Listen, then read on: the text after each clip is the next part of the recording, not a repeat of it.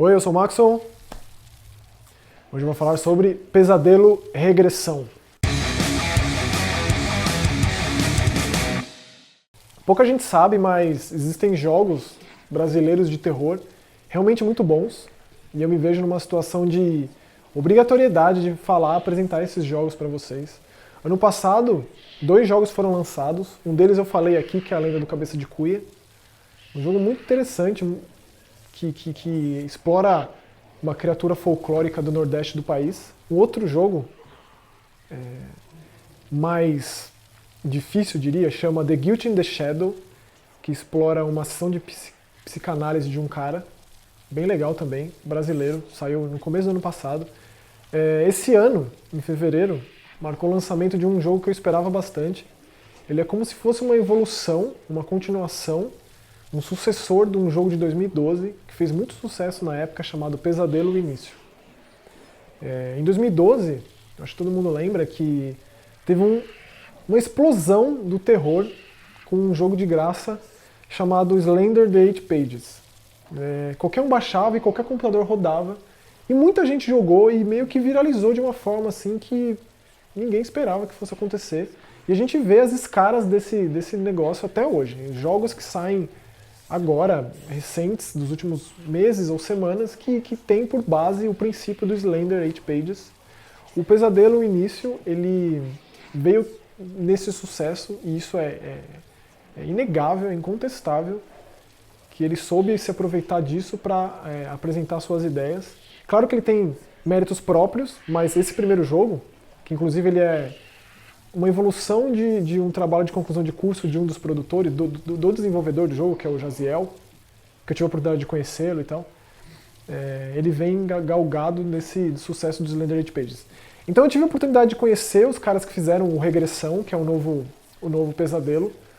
Tanto o Jaziel quanto o Stefano, que são caras que se tornaram, eu gosto de considerá-los amigos, porque eles são grandes fãs de terror. E se você joga o Pesadelo, em especial Regressão, você percebe o quanto eles são fãs. E esse jogo novo, ele é extremamente ambicioso. E se você vê ele, assim, a primeira impressão é justamente essa. Ele é feito em Unreal 4, o que que é uma engine das mais recentes e das mais poderosas. Então ele tem quesitos técnicos absurdos, assim. Ele é muito bonito de se ver em muitos aspectos. Então, se você jogou o Início, que é um freemium, Pesadelo lá de 2012, e você joga esse agora, você percebe que houve mesmo um trabalho, um esmero muito grande por parte desses caras para entregar o melhor, e aquele que eu considero o jogo mais importante de terror do Brasil, assim, e quem sabe, eu gosto de acreditar que sim, pavimenta um futuro muito promissor para o terror no Brasil em jogos. O Brasil é um grande consumidor de terror em todas as suas mídias, mas como um executor ele é decadente, assim, as pessoas não aceitam as coisas que são feitas aqui. Isso não faz o menor sentido, porque por que aceitar uma atividade paranormal e não aceitar uma produção tipo um Condado Macabro, um filme 100% brasileiro? É puro preconceito. Então eu acho que esse tipo de produção, se você vai deixando ele próximo, inerente à sua vida, isso vai ficando para trás. Você percebe que esses jogos são tão bons quanto muitos dos jogos feitos lá fora. E se a gente vê uma explosão de jogos de terror russos, suecos, poloneses, saber que o Brasil também pode fazer parte disso, está fazendo parte disso, para mim como fã é extremamente importante. O jogo Pesadelo Regressão, ele conta a história de um cara chamado Alex, que visivelmente tem problemas de sono, assim. Então o nome não vem em vão, por mais redundante que pareça, mas ele começa com uma cena meio sci-fi, assim, um laboratório com uns equipamentos e tal, e ele tá tipo numa máquina, e dá a entender que a partir dessa máquina ele meio que entra nessa outra realidade que a gente joga, que é ele acordando naquilo que parece ser a casa dele e visitando um cemitério que fica parede a parede com onde ele mora. Então a pessoa é vizinha de um cemitério. Então que interessante, né? Ir visitar um cemitério no meio da noite, sendo que você acordou de um pesadelo. Então imagine o tipo de perturbação de sono que esse cara tem. Eu me identifico com esse tipo de coisa. Então para mim foi impossível não jogar e não ir até o final desse jogo, que ele faz uso de muitos dos fundamentos mais contemporâneos do terror, como por exemplo o protagonista indefeso, a furtividade, e os quebra-cabeças. Né? Não que isso seja recente no terror, isso está desde sempre, desde os fundamentos de Clock Tower e de outros jogos de terror, como o primeiro Alone in the Dark, mas ele faz uso disso de forma plena, ele não tem combate em nada além disso. Então, o jogo ele é fundamentado nisso, num protagonista indefeso que precisa se esgueirar de criaturas que estão espalhadas pelo cenário, e essas criaturas, em sua maioria, elas têm um pano de fundo folclórico com o Brasil. Então, eu acho isso extremamente válido, você estar num eucaliptal e você cruzar com uma mula sem cabeça.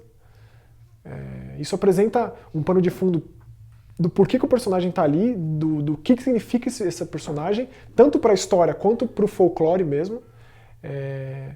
E para mim isso é extremamente rico, explorar essas capacidades que a gente vê tão pouco em jogo, especialmente em jogo de terror, porque o potencial é enorme. Então, o primeiro pesadelo lá no início, ele vendeu bem a ideia da loira do banheiro, e o jogo era baseado nisso. Você precisava coletar uns itens e meio que exorcizar aquele lugar da presença da loira do banheiro. Isso também está nesse jogo, atrelado a uma outra parte, que ele é bem dividido em capítulos, assim, cada um com sua própria temática, mas todas compõem uma coisa maior, que é o que esse Alex está fazendo ali, o que é essa corporação que está cuidando do fato dele estar lá, o que são essas mensagens subliminares que ele encontra pelo cenário e coisas assim. Então, em termos de história, ele instiga que você continue, e ele não é um jogo fácil, né? Eu acho que um jogo de terror ele precisa dessa dificuldade para que você respeite os inimigos, mas ele faz com que essa dificuldade seja um obstáculo que você quer superar para ver onde a história vai parar. Eu acho que nesse aspecto ele foi muito feliz. Assim, falando em gameplay mesmo, ele faz duas coisas que são um tanto raras e que eu acho extremamente dignas de menção. Uma delas diz respeito aos checkpoints. Você não pode salvar a qualquer momento e ele não tem checkpoint, ou seja, você tem pontos específicos do mapa que você pode salvar e você precisa, senão você vai começar desde o começo. Isso é uma coisa meio inerente ao primeiro Resident Evil, aos primeiros Residents, que você salvava em pontos específicos nas máquinas de escrever com o Ink Ribbon, que era a tinta da máquina. Esses jogos são como se fossem pranchetas e você precisa ter o papel da prancheta para conseguir salvar. Isso eu acho legal. Outra coisa legal é o fato do personagem não apanhar itens que não tem utilidade para ele. Então se você chega em uma estante ou num armário ou em algum lugar, no caso uma cripta no cemitério, e lá tem algum item específico de determinado momento para resolver algum puzzle e ele não sabe disso, ele não encontrou esse outro trecho, ele não vai pegar esse item. Isso é uma coisa rara que eu só vi em um outro jogo chamado Siren, um jogo de terror japonês que faz uso desse artifício. Esse jogo faz isso também de uma forma muito competente. Então, esses dois elementos não são muito comuns hoje em dia, especialmente se a gente pensa que tem checkpoint para todo lado em tudo quanto é jogo. Então é legal esse jogo fazer isso. Eu tenho as minhas críticas com relação ao jogo, ele tem uns inimigos que não cabem. Se você está se esgueirando no mato e você se vê mordido por uma plantinha carnívora, isso que é meio pouco imersivo, quebra aquele momento. Ele tem umas barras de estamina e coisas assim, que eu acho que se o jogo fosse mais limpo, ele seria ainda mais imersivo. Eu gosto do fato do jogo ser muito escuro, e não faz muito sentido um personagem poder acender uma vela e não poder carregar essa vela pelo cenário. Existem pontos do cenário que você pode iluminar para sair dessa escuridão. Seria legal se ele tivesse uma espécie de fator de medo por estar no escuro, ou o fato dele estar dentro de um pesadelo tivesse idas e vindas com a realidade, esse pesadelo, alguma coisa desse tipo seria interessante.